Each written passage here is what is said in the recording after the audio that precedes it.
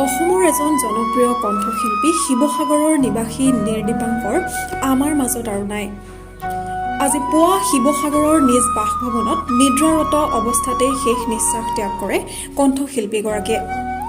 অসমৰ সংগীত জগতৰ এজন সুদক্ষ শিল্পী আছিল নীৰ দীপাংকৰ। ইতিমধ্যে বহুকেইটা অসমীয়া গীতত কণ্ঠদান কৰি দৰ্শকৰ সমাদৰ লাভ কৰিছিল নৱপ্ৰজন্মৰ এইগৰাকী শিল্পীয়ে। বৰ্তমান শিল্পীগৰাকীৰ মৃত্যুত অসমৰ সংগীত জগতখনত শোকৰ ছাঁ পৰিছে।